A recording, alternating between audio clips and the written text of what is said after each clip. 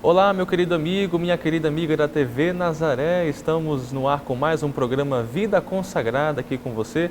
Eu sou o seminarista Alberto Cardoso do Seminário Maior São Pio X de nossa arquidiocese. E hoje contamos com a presença da irmã Ana Amélia, ela que faz parte da congregação das Irmãs de São José de Chambéry e está com a gente hoje contando um pouquinho sobre a sua história vocacional, sua vida, suas experiências vocacionais. Irmã Ana, seja muito bem-vinda ao nosso programa Vida Consagrada. Muito bom tê-la aqui com a gente hoje no nosso programa. Muito obrigada. Foi uma rede de informação que chegou até mim com esse convite. Obrigada. Ah, que bom. Então vamos lá. Primeira pergunta que eu faço para a senhora, nessa nossa conversa, nesse nosso bate-papo. Quem é então a irmã Ana Amélia? De onde é que ela vem? Quais são as suas origens, digamos assim? Conta pra gente. Então, Alberto, eu sou do Maranhão, uma cidade chamada Balsas, e de uma família de 12 filhos, pobres, então família que lutou para dar um pouco o saber, o alimento tanto material como espiritual, formativo, graças a Deus. E eu sou irmã Ana Amélia de Oliveira Miranda. Olha só. Balsas fica no interior do Maranhão? No sul do Maranhão. No sul do Maranhão.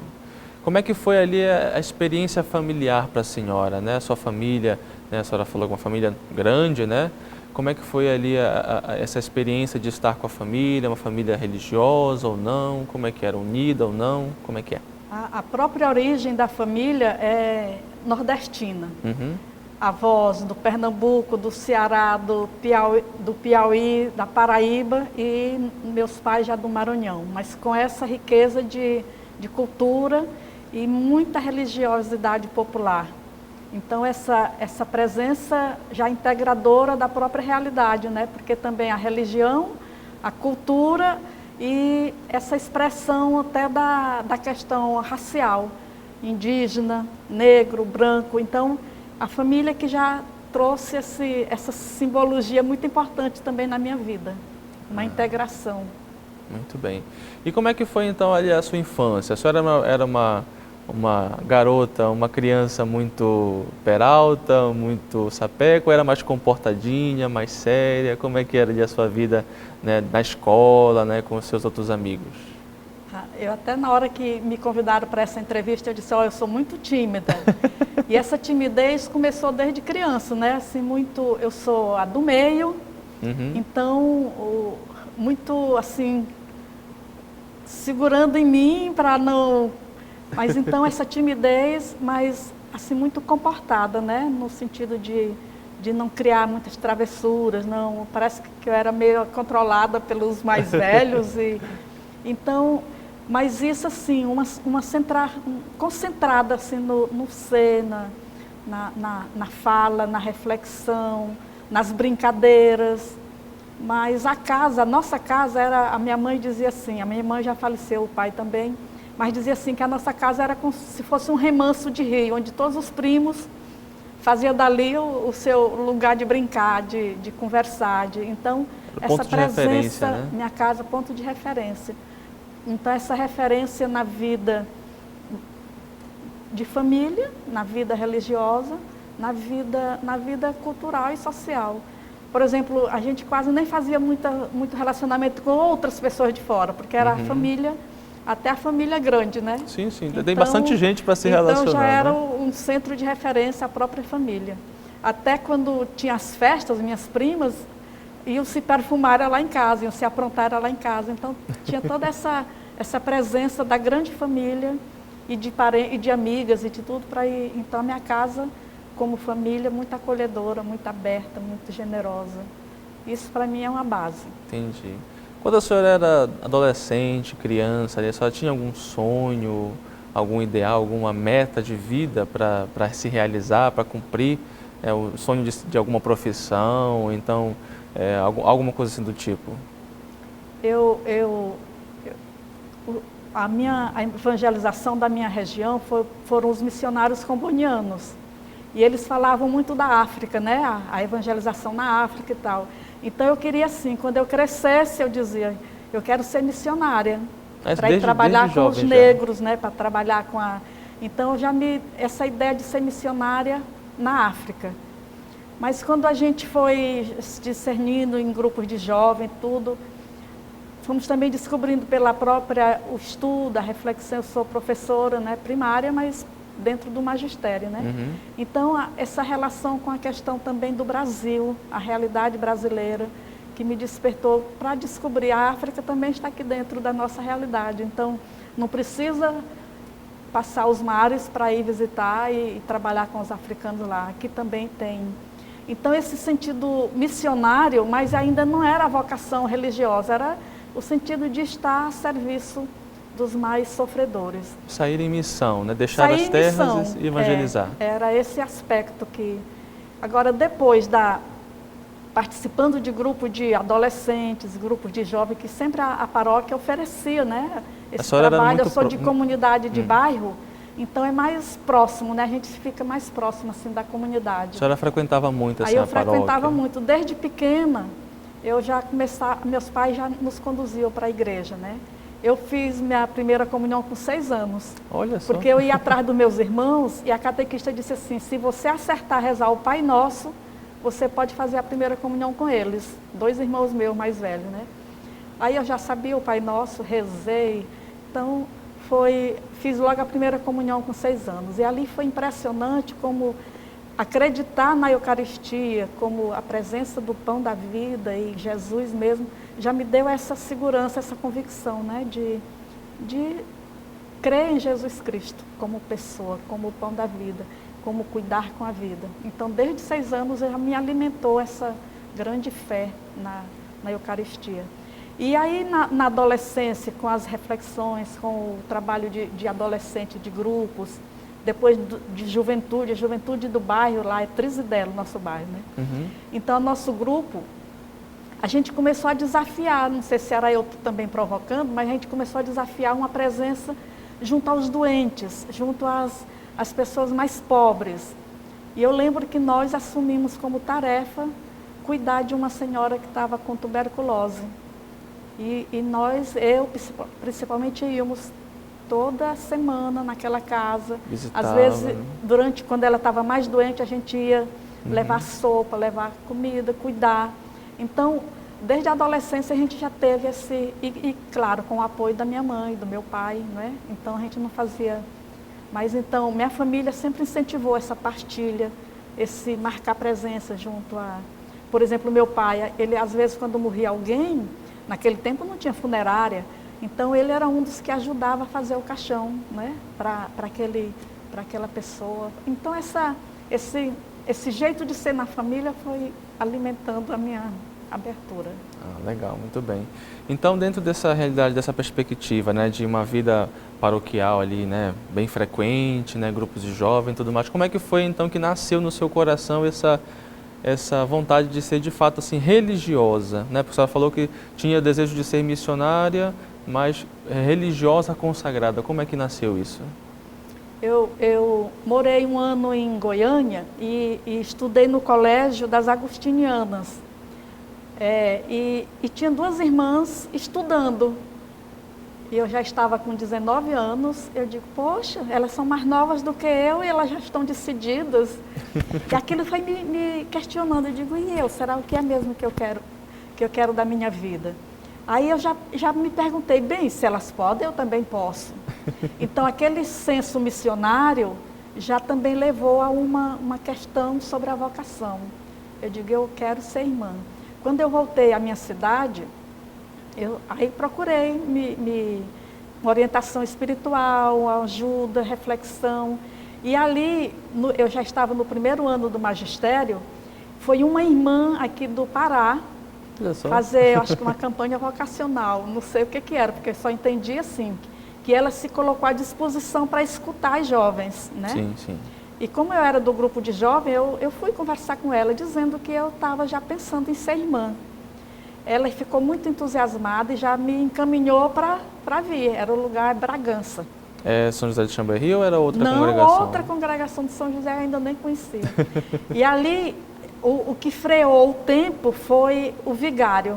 Precisava uma carta dele para para mandar para o bispo daqui de Bragança.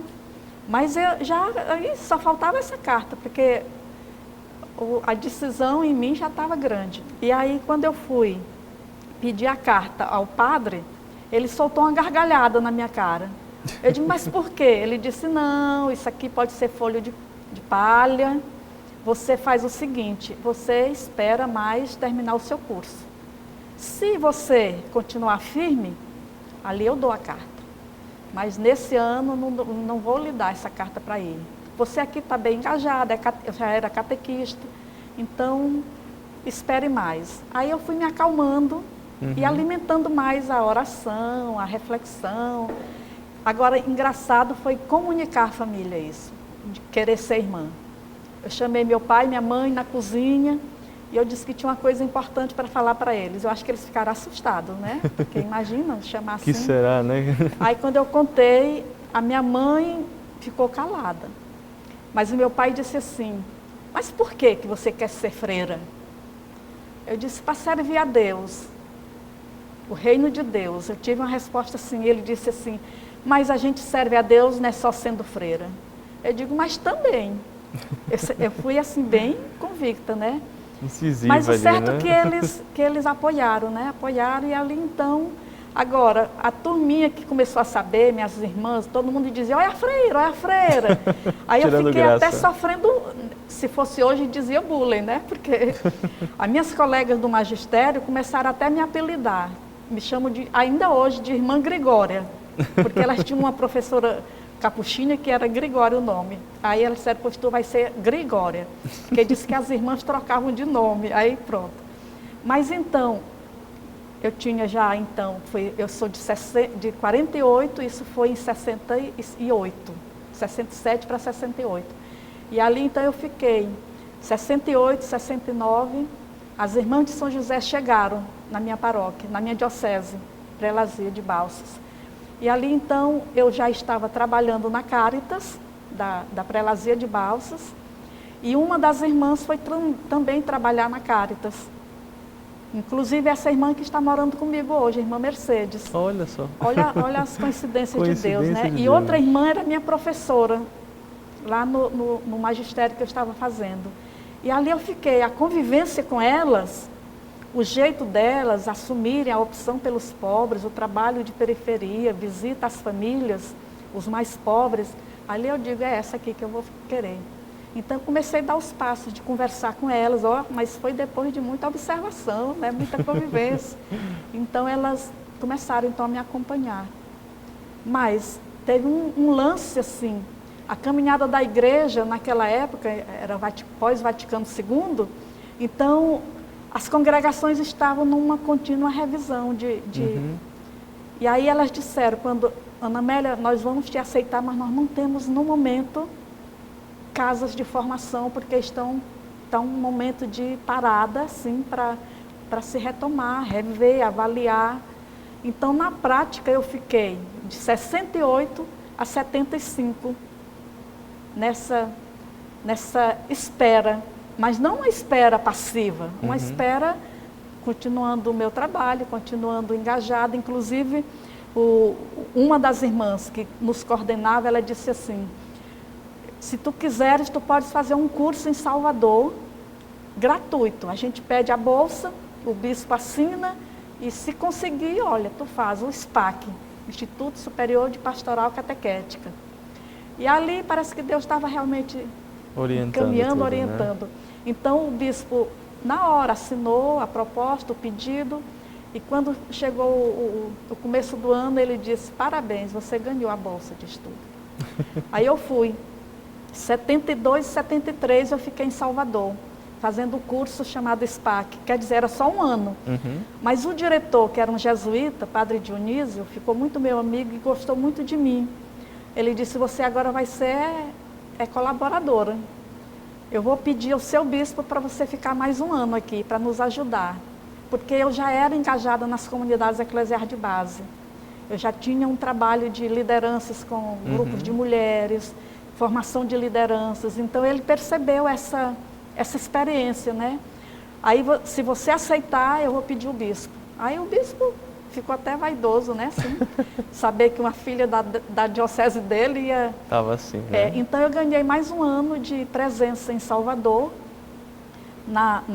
participando de tudo que era seminário, de formação, mas fazendo uma pesquisa de religião popular, com um professor nos acompanhando e coordenando um estágio dos estudantes do SPAC nas comunidades de periferia. Então, alguém lá do interior do Maranhão, já dentro de Salvador, colaborando com a formação do SPAC. Então, isso foi uma bênção e trouxe firmeza e consolidação na vocação. Muito bem. Nós estamos aqui no nosso programa de hoje conversando então com a irmã Ana Amélia, pertence à Congregação das Irmãs de São José de Chambéry, está contando sobre a sua história vocacional, suas experiências de vida. A gente vai para um rápido apoio cultural e voltamos na sequência com muito mais história da irmã Ana aqui para você. Não sai daí que eu volto já.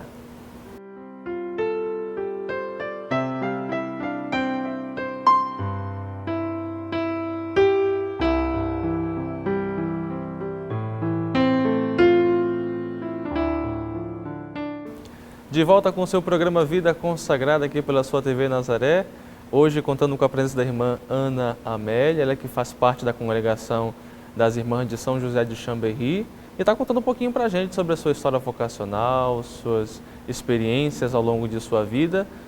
Irmã, então a gente estava falando um pouquinho sobre essa experiência, né, que a senhora teve na Bahia, né?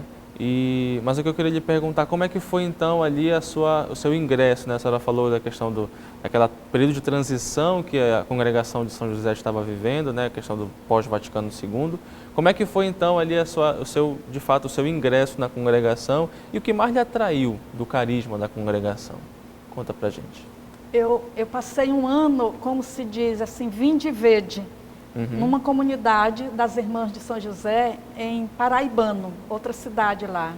E ali vivi a experiência pastoral, continuando com o trabalho da Caritas, encontros com lavradores, um grupo de lavradores, suas famílias, e convivendo com as irmãs, participando das orações comunitárias, dos engajamentos delas. E ali, então, me firmou realmente aquela escolha. Por quê?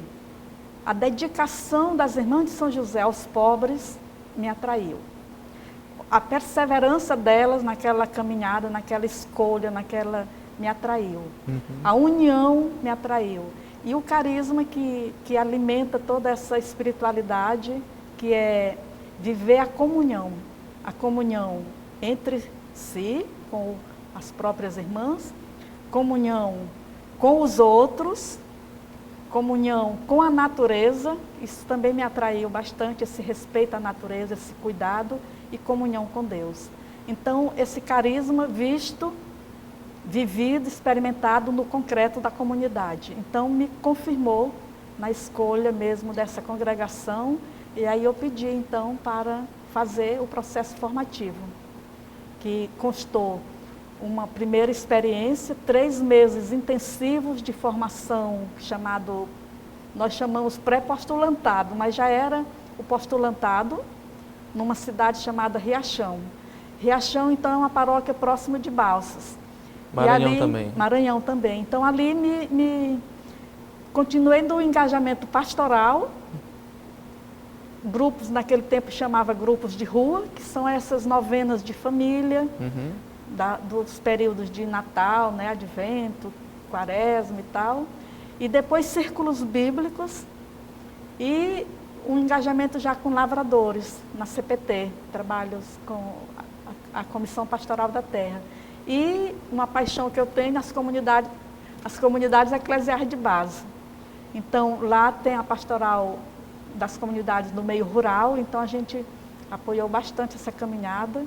E foi uma formação, fé e vida, carisma e vivência. Então foi uma confirmação, esse chamado postulantado que eu vivi, tanto com momentos intensivos, foram 3 vezes, depois mais um mês, depois mais um mês intensivo, e depois um estágio em outras comunidades. Aí eu fui um estágio em Paraibano, outra comunidade, outra paróquia. Fica também no Maranhão? Um pouquinho mais longe, também no Maranhão. O primeiro período foi no Maranhão.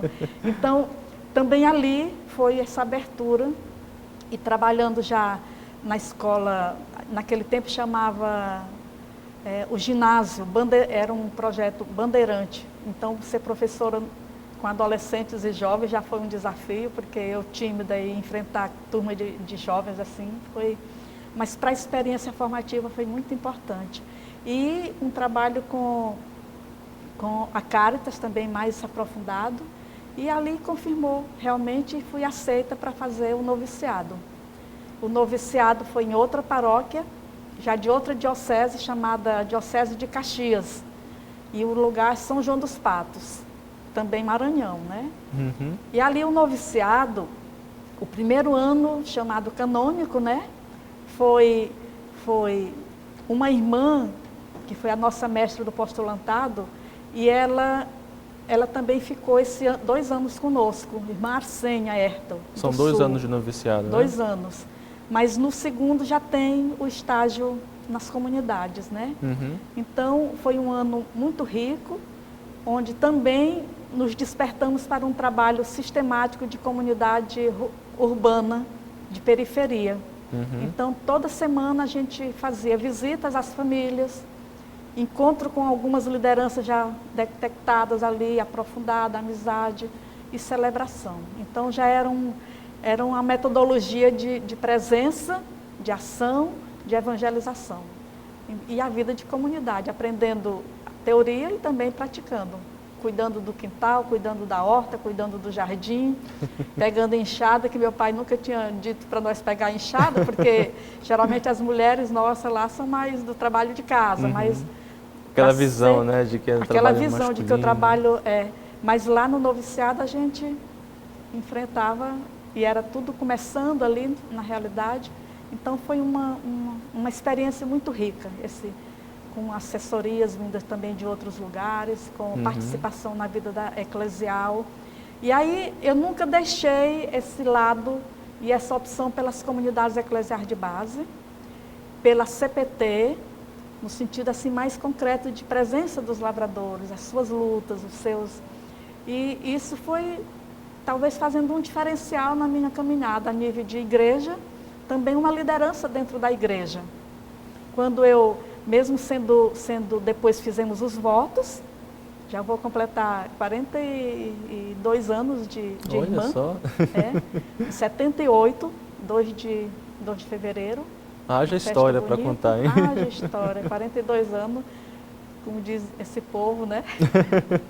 Mas então, essa experiência alimentando a fé, alimentando a esperança, alimentando a comunhão, porque a experiência de comunhão é que é fruto de fé também, porque a gente não pode viver a comunhão com quem a gente está achando que está ali maltratando a gente, né? Então, viver o carisma das Irmãs de São José numa realidade difícil, complicada, onde há muitas violências, muita injustiça, muita pobreza, é um desafio muito grande. E ao longo desse período assim que a senhora esteve, né, no viciado, postulantado, antes de fazer os votos, no seu coração ia confirmando que de fato a congregação das Irmãs de São José era o seu lugar? Era essa escolha que eu fazia e renovava a cada dia. E por isso que a gente faz uma carta pedindo, né, para confirmar a questão dos votos. Eu demorei um pouco a fazer a profissão perpétua, porque tinha uma realidade a nível da nossa igreja de Balsas, que ela era prelazia e passou a ser diocese. E eu tinha só 2 anos de juniorista, né?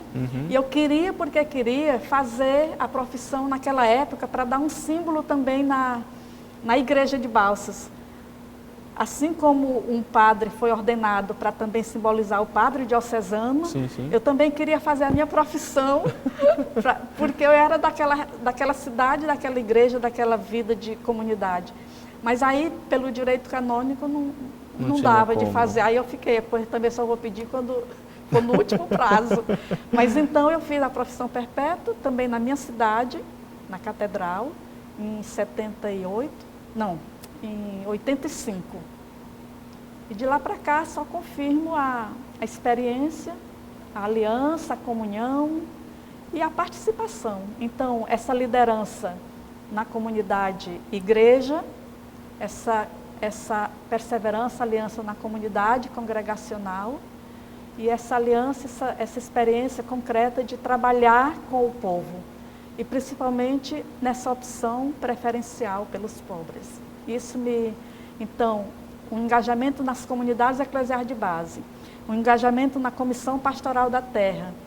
Aí eu não fiquei satisfeita só com isso, eu queria mais, eu queria me engajar mais. E ali aquela reflexão, mesmo a partir da opção pelos pobres, dos excluídos, eu queria viver aquela experiência também com a questão indígena. Porque eu descobrindo que tenho sangue indígena e vendo tanta exclusão, tanta discriminação, eu digo, eu quero ser missionária com o povo indígena. Até por experiência de descobrir a encarnação de Jesus ali nesse povo. Aí eu fui permitida fazer, aí eu fui em outra comunidade, que não da nossa região, mas em Dourados, na Diocese de Dourados, uma experiência de 3 anos com os povos indígenas Guarani e Kaiowá. Olha só. Bela experiência e essa convicção da encarnação de Jesus ali naquele povo. Um povo alegre, um povo sofrido, um povo excluído, mas que Jesus Cristo me revelou a presença dele neles. E aqui, então, depois desses 3 anos no Mato Grosso do Sul, também me entrosando com irmãs de outra província, descobri que o carisma realmente ele é um desafio, ele é igual aonde tiver uma irmã de São José. E ali depois as irmãs me pediram para ir para o Amazonas. A comunidade da diocese chamada Prelazia de Borba, um lugar chamado Altazes. No Amazonas. No Amazonas, né? Então ali Ribeirinha, a cidade, também colaborei na questão dos ribeirinhos, comunidades ribeirinhas, me aproximei dos indígenas Mura, que moram muito ali em Altazes, e com alguns da Prelazia de Borba, os Mundurucus. Então eu também ajudei encontro de mulheres, participação de assembleias, então essa força de vida, esse desejo de colaborar, onde eu fui. E ali, mas a experiência de Altazes me deu uma tristeza, porque o clero não compreendeu a nossa presença, não apoiou, não incentivou, e ao contrário, nos rejeitou. Então é uma experiência sofrida, mas a gente entrega para Deus e sonha que a igreja tenha essa unidade entre seus missionários, né? Que a igreja é povo de Deus. Com certeza. Que haja essa sinodalidade entre padre, irmãs, leigos, povo de Deus. Então, a gente sofreu, mas entregou para Deus esse sofrimento e ficou como questionamento para a missão na Amazônia. A Amazônia precisa contar com as forças vivas que cultivam essa esperança, que cultivam esse amor com o seu povo. Então, foi uma etapa também bastante importante ser missionária na Amazônia. E ali voltei para o Maranhão e me engajei na comissão, continuei na comissão apoiando as comunidades eclesiais de base, entrei no CEBI, o CEBI, né, essa questão bíblica. Centro Bíblico, né? Centro Bíblico. Depois me integrei mesmo numa equipe do CIMI, o CIMI Maranhão, Conselho Indigenista Missionário, com uma experiência belíssima a nível de equipe, leigos comprometidos, leigos que dão mesmo a sua vida por essa causa. Eu sou apaixonada por essa missão. Qual que é o trabalho assim, mais específico que é desenvolvido, né, pelas irmãs e de modo especial nessas experiências que a senhora teve nesses conselhos indígenas, né? Qual que é o trabalho que a igreja faz, né, os missionários desenvolvem com os povos indígenas? Há 2 dimensões. Tem a pastoral indigenista, que é assim, dentro da sua paróquia, da sua diocese, quando a diocese, por exemplo, Grajaú, né, Maranhão, ela tem muitos indígenas na diocese. Então, dentro da diocese tem a pastoral indígena. E ali tinha as irmãs catequistas, franciscanas. Eu quando ia passar a semana por lá, era com elas e tal. Então, é um trabalho que une a conscientização, a questão dos direitos, mas também a evangelização mais específica para a questão dos sacramentos. Então, pastoral indigenista, que abrange esse todo. Entendi. Já o CIMI, como CIMI, Conselho Indigenista Missionário, ele valoriza a caminhada da base, das igrejas, mas ele também dá esse suporte na reflexão dos direitos indígenas, né? Então, é um respaldo à organização do povo indígena, à sua luta. E isso é a nível de Brasil, o CIMI é a nível de Brasil, então é integrado.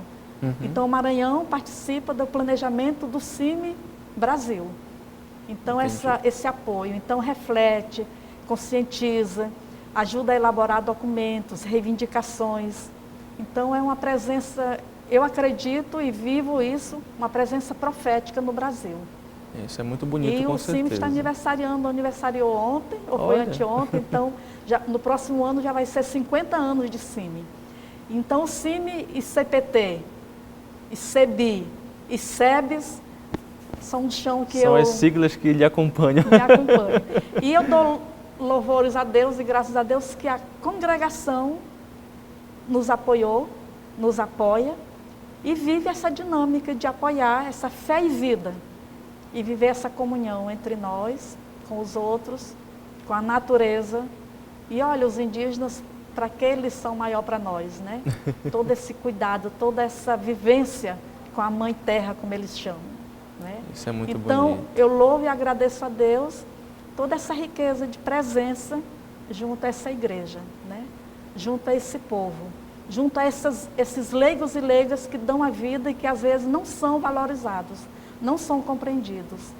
Então, é uma luta de ser solidária, de viver na pele, às vezes, essa rejeição, essa exclusão, mas que a gente sabe que a luta não é só nossa.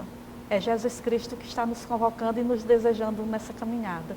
E a congregação, graças a Deus, a nossa congregação a nível de mundo, estamos em todos os continentes, a nível de Brasil, está fazendo uma caminhada muito linda, de compromisso profético junto a essas realidades.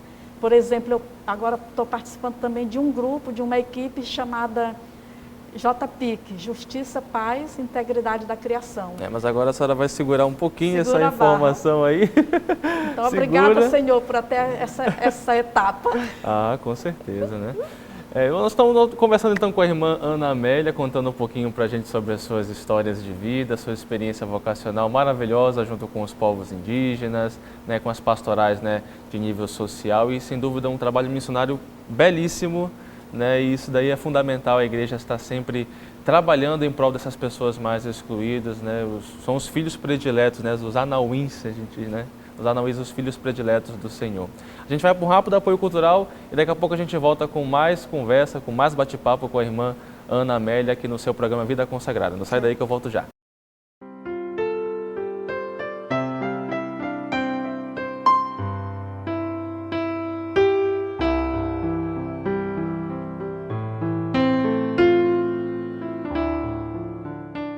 De volta com o seu programa Vida Consagrada aqui pela sua TV Nazaré e hoje contando com a presença da irmã Amélia, Ana Amélia, que está com a gente contando um pouquinho sobre a sua história vocacional, suas experiências de vida e foram muitas essas experiências, né? 40 e quantos anos? 2 anos. 42 anos de vida consagrada, tem bastante assunto, né? Já completei 43. Não, Olha 43. Só, é muita coisa para a gente conversar e agora o nosso último bloco do nosso programa eu queria conversar então com a senhora. A senhora está atualmente atuando em que realidade, né? Já está aqui de volta a terras amazônicas, né? Na região de Belém, ali na cidade de Marituba. Conta um pouquinho para a gente como é que é a missão das irmãs de São José de Xamberri, lá em Marituba. A comunidade de Marituba, ela se organizou em 96. Já vai completar também uns 25 anos, né? Isso. Então, inicialmente, quando estava nessa decisão de abrir uma comunidade no Pará, foi pensado assim, Belém, mais perto de Belém, também pelas facilidades na questão da saúde, dos momentos formativos, da capacidade facilidade para a comunidade, mas também dentro de uma visão de formação, né?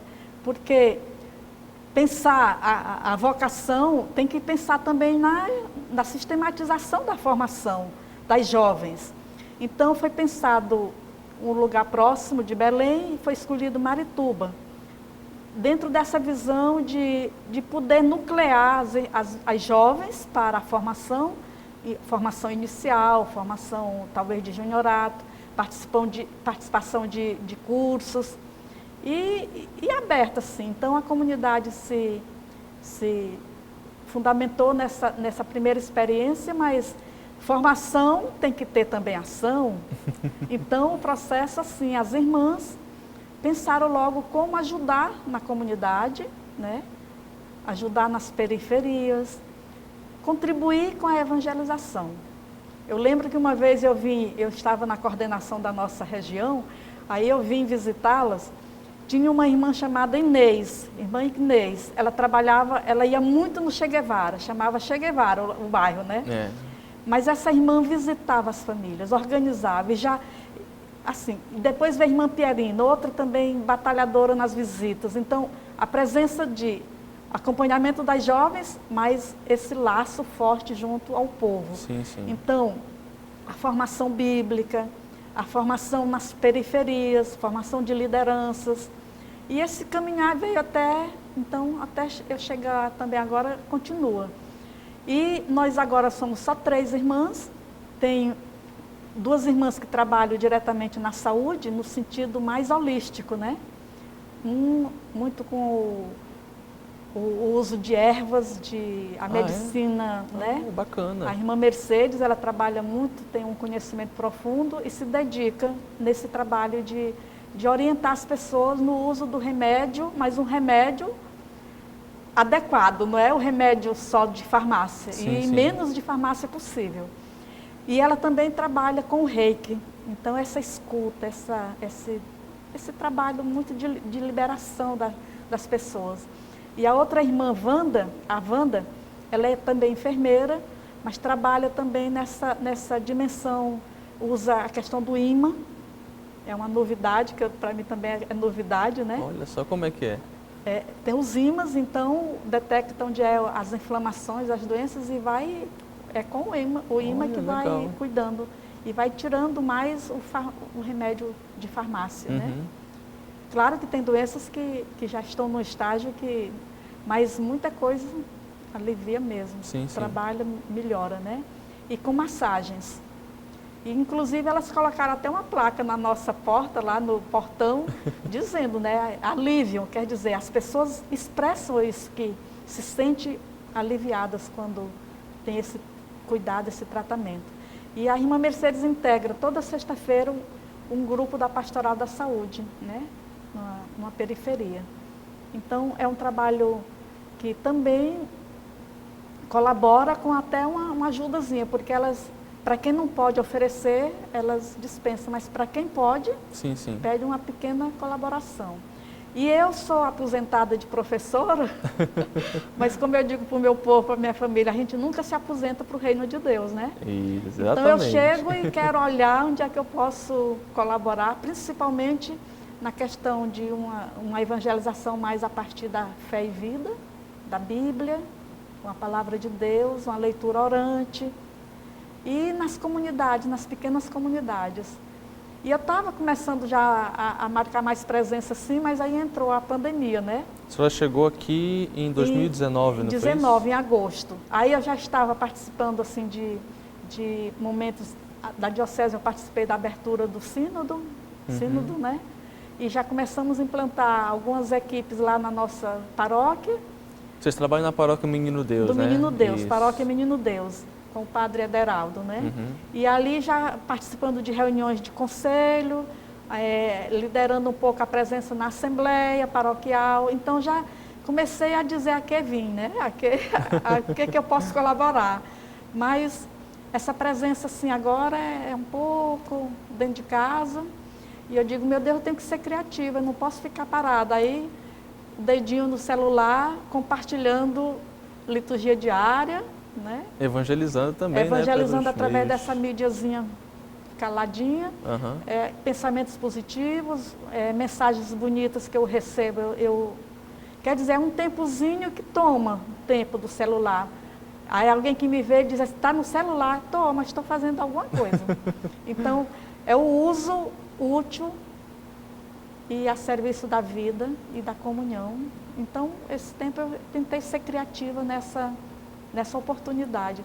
Eu não sei muito questão de live, disso, aquilo, mas tem tanto convite para live, aí entrar nesse tal de Zoom, meu Deus, é uma novidade. Mas essa pandemia tem nos orientado para descobrir a força da vida comunitária. Realmente é um dom. Sim, sim.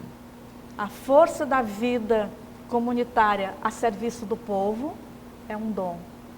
O suporte que nós nos damos entre nós para estar a serviço da comunidade é um dom. E a Caritas, que está surgindo, eu já fui da Caritas nas minhas primeiras presenças na igreja, mas agora, com essa pandemia, o que está dando um suporte também é a Caritas. Então, eu não estou integrada oficialmente na equipe, mas estou ajudando na animação do dia da entrega das cestas. É uma maneira de também aliviar o sofrimento, que não é só o pão do arroz, do feijão, mas é o pão da alegria, da esperança. Então, é um jeito diferente a minha presença ali. Tem hora que eu fico com vontade de dizer, para que eu vim, meu Deus, nesse tempo aqui? Que provação, mas, hein? De qualquer maneira, a gente está fazendo essa releitura, né? Deus está me querendo aqui. E uma frase que sempre eu via dizer assim, florir onde Deus lhe plantou. Eu digo, meu Deus, como é que eu vou florir aqui em Marituba, assim, dentro de casa?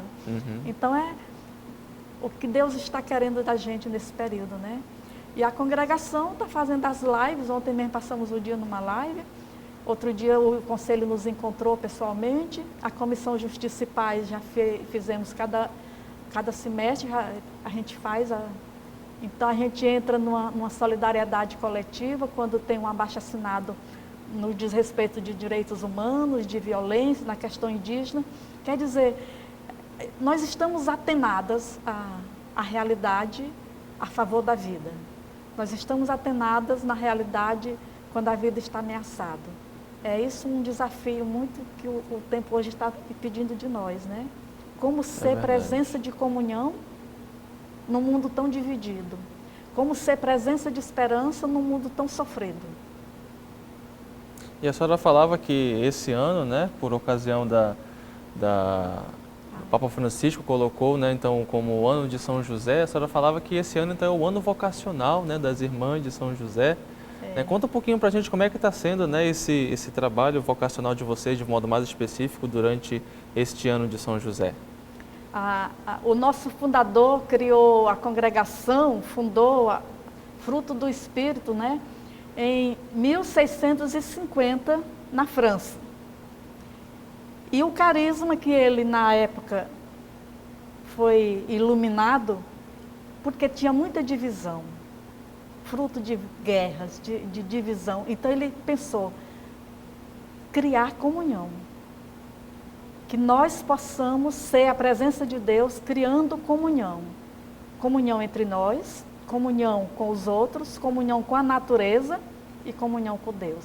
Então esse carisma, ele teve essa inspiração também de dizer, porque na época só podia ser mosteiro, só podia ser na clausura. Mas ele via a necessidade lá no meio do povo, precisava de quem ajudasse o povo. Então ele pensou, não criar clausura não, mas criar irmãs que fosse para o meio do povo. E aí até o hábito da época era roupa tipo das viúvas. Quem podia sair na rua, junto dos pobres, nos hospitais, eram as viúvas. Mulher casada e jovem não podia ir sozinha na rua. Então ele pensou e idealizou o hábito das irmãs que fosse roupa de viúva, para poder sair, né? Estar na inserção. Imagine então 370 anos atrás. Então esse homem para nós é um profeta. Aí ele imaginou também... Como é que é o nome do fundador? Jean-Pierre Medalhe, jesuíta. Padre jesuíta, né? E aí ele pensou de oferecer para a congregação um pai, um protetor. E ele imaginou São José. Imagine, aquele homem do silêncio, mas aquele homem que assumiu a enorme responsabilidade de cuidar do Filho de Deus, de cuidar da mãe do Filho de Deus, dar o suporte, dar o carinho necessário, dar tudo, e em silêncio.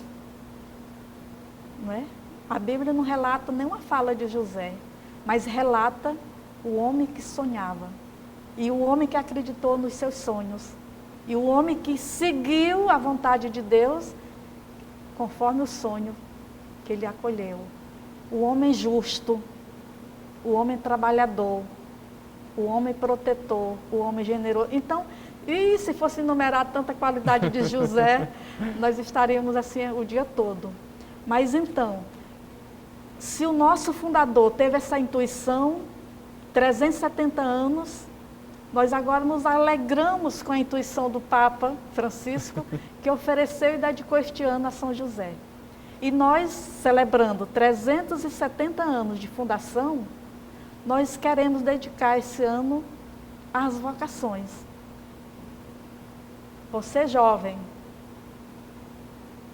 perceba qual é o chamado de Deus. Perceba.